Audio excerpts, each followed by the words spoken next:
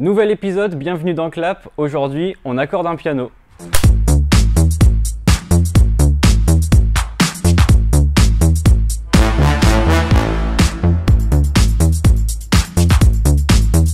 Nous sommes donc avec Xavier à la Maison du Marais. Vous êtes accordeur de piano. Oui, tout à fait. Et donc vous êtes venu accorder donc, le piano à disposition à la Maison du Marais. Vous allez bien ? Oui, très bien, merci. Et vous ? Bon, ça va très bien, je vous remercie. Donc avec vous, on va découvrir comment est-ce que ça se passe, comment les accords de piano se font, on va connaître votre métier finalement. D'accord.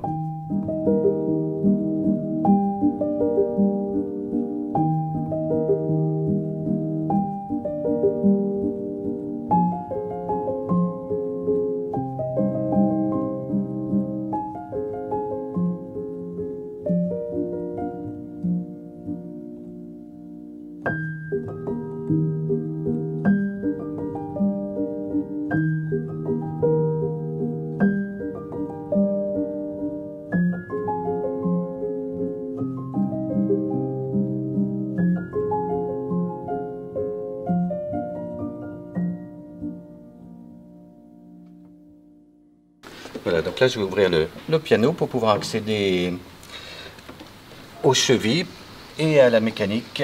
Voilà, donc on a souvent plusieurs panneaux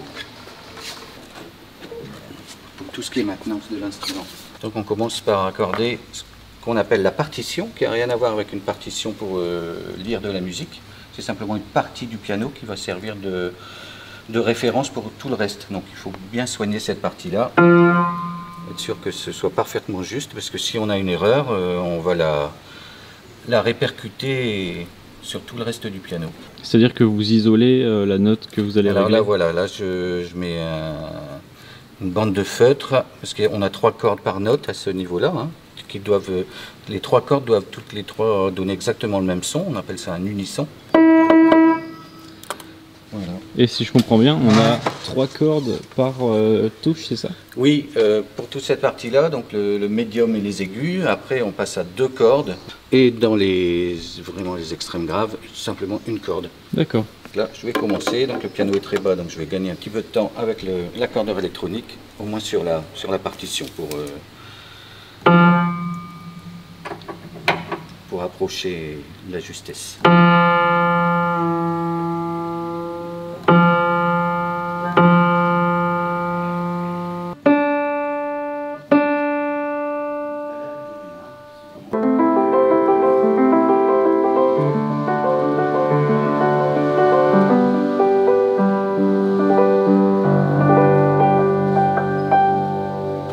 Alors question toute bête, mais physiquement quand on appuie sur une touche de piano, qu'est-ce qui se passe derrière?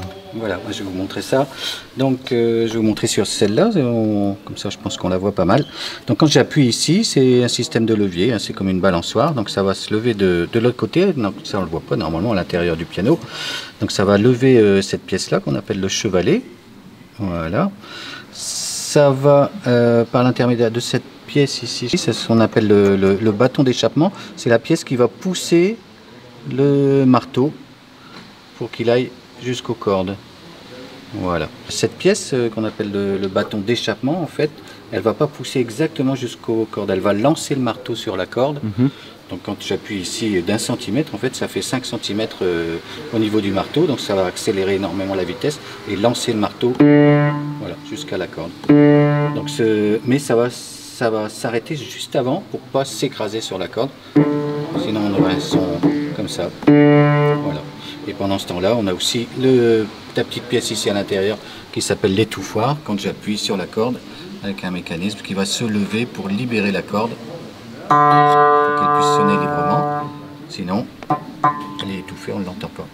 Donc eh bien ça y est, le piano est accordé. Donc là il est accordé, ça va prendre combien de temps avant que ce soit nécessaire de le réaccorder justement? Ouais, en moyenne, un accord de piano, ça se fait 1 fois par an. D'accord. Et donc là vous avez mis à peu près 1h30, 2h Oui. pour accorder combien de notes à peu près? 88 touches. C'est quand même impressionnant. À peu près 220 cordes. En tout cas, vous avez un beau métier, c'était très intéressant de le découvrir, donc merci à vous. Donc n'hésitez pas à nous suivre sur Facebook, on se retrouve chaque samedi soir pour un instant en vidéo. Nos contenus sont également disponibles sur YouTube. Et n'hésitez pas à nous suivre sur Instagram, on est de plus en plus actifs sur le réseau. Salut!